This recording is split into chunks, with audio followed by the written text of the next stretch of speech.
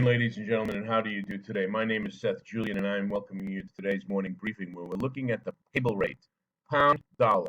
As you can see quite clearly from January or so, from the beginning of the year, it's continued to slide and slide. So there's a few little jinks or corrections or whatever you like to call them, but the secular trend is clearly down. Now, what I want to point out and on increasing volume on a daily chart.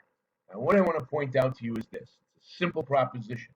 We think, of course, that this is going to continue for a number of macroeconomic reasons and political, I might add. Mrs. Truss is weak. We don't think she's going to last out to the end of the year.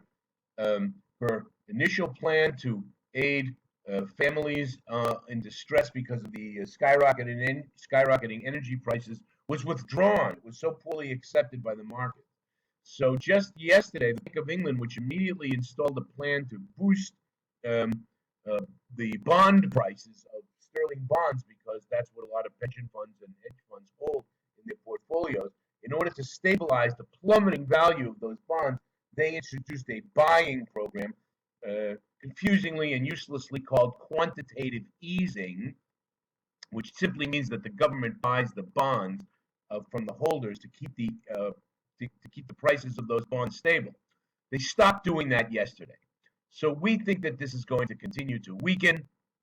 We think this is a fairly simple, straightforward trading opportunity. However, we want to point out we could be wrong. We're speculators and we take positions based on risk. And the risk, of course, is that the unexpected will occur. That's the very definition of risk. You shouldn't be trading in these markets unless you can afford to lose the money you're trading with.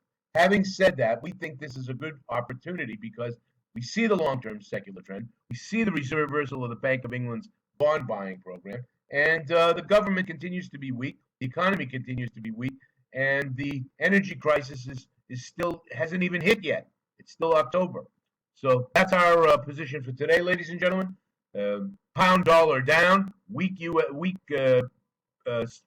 British pound sterling, and that'll do it for today, ladies and gentlemen. I'm your host, Seth Julian, wishing you all, ladies and gentlemen, the ability to trade with confidence. Bye-bye for now.